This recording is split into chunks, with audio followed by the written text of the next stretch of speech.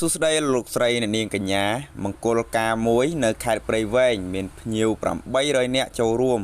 ក្នុងនោះមានជាង40នាក់រកឃើញថាបានពាក់ព័ន្ធជាមួយអ្នកជំងឺ COVID-19 នៅខេត្តព្រៃវែងលោកច័ន្ទថាអភិបាលខេត្តរង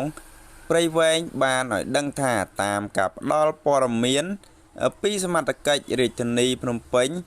ថាមានស្ត្រីម្នាក់ឈ្មោះឡៅសផអាយុ35ឆ្នាំស្នាក់នៅខុនដូ Skyland ដោយមិចតេស្តវិជ្ជមាន COVID-19 នៅថ្ងៃទី21ខែកុម្ភៈឆ្នាំ2021ហើយបច្ចុប្បន្នកំពុងសម្រាកព្យាបាលនៅមជ្ឈមណ្ឌលជាតិប្រឆាំងរោគរបេងរាជធានីភ្នំពេញលោកបានបន្តថាស្ត្រីរូបនេះនិងមិត្តភ័ក្តិ3នាក់បានមកចូលរួមមង្គលការនៅភូមិទួលសង្កែតតឹងឃុំជាចស្រុកកំចាយមៀខេត្តព្រៃវែង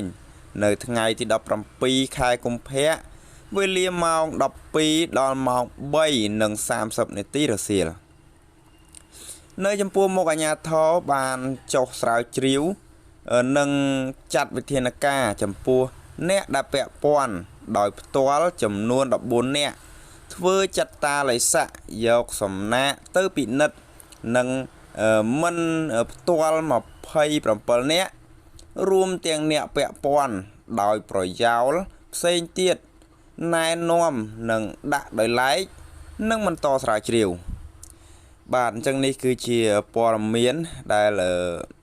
មានករណីឆ្លងនៅខេត្តព្រៃវែងគឺស្ត្រីម្នាក់បានទៅញ៉ាំការគេបាទហើយមានភ្ញៀវរហូតដល់ទៅ800នាក់ឯណោះបាទគឺច្រើនមែនតើអ្នកដឹងថាមានឆ្លងប្រមាណអ្នកទេបាទអញ្ចឹងសម្រាប់ព័ត៌មានអាប់ដេតថ្មីគឺយើងនឹងតាមដានបន្តទៀតបាទអញ្ចឹងគឺអរគុណបងប្អូនអរគ្នាសូមជួយចុច like ក៏ដូចជា subscribe អ្នកឲ្យផងដើម្បីទទួលបានព័ត៌មានវីដេអូថ្មីៗជាប្រចាំ